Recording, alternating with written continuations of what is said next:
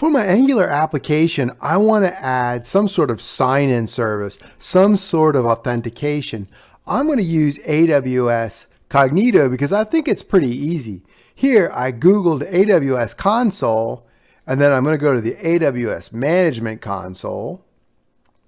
And here, you'll find something where you could sign up if you don't have an account. Just go ahead and click on it and follow the instructions. But I'm going to sign in because I already have an account. Hopefully you had no problem signing in or setting up and signing in. I just signed in to AWS and I'm at the console home. This will change from time to time.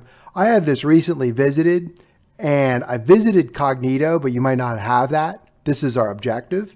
So let's go to search, the search bar up here, do a COG, and then we're going to get Cognito under services.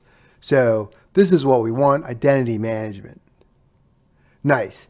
Now we want to create a user pool. Let's go ahead and click the user pool and authenticated providers. This is the Cognito user pool we're setting up today. You could use federated identity providers like Google, sign in with your Google account, things like that. I'm not going to do that in this video. I'm going to keep it bare bones. I'm going to keep it fast. For our sign in options, I'm just going to go with email. You can select any combination. So that allows multiple things. Hit next. Password policy, we'll keep it default. Multi-factor authentication.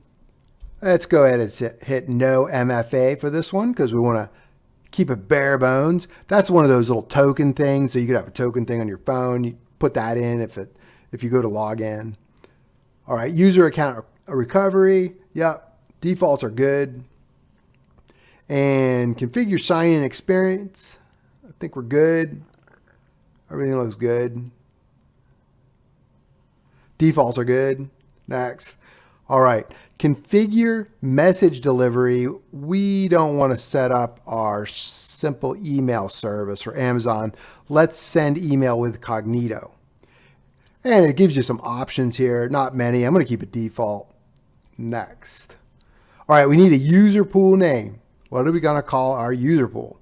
I'm going to call this Bigfoot Hunter Users. And I have not played with the Cognito hosted UI. That seems cool though. We have a public client. We have an Angular application. So we're going to do that. Public. And then for our app client name, it does not have to match your app client name. This is for you. A friendly name. So we'll do Bigfoot Hunters Angular. Nice. Do not select generate a client secret with an Angular app, or you're not going to be able to use this. You're going to get errors. Let's go to next. And everything looks good. We're going to review. Create user pool. There it is. Now let's select this. So that Bigfoot Hunters users, we're going to need two numbers. We're going to need our user pool ID on the Angular side. And we're also going to need, let's go to app integration. They hit it well. And then scroll down. Here we go.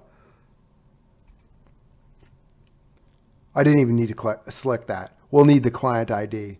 If I unselect that and I go back, you'll see that I went right over it. There it was, client ID. So we'll need the client ID and we'll need our user pool ID. I'll get that in the next video when we're setting it up too.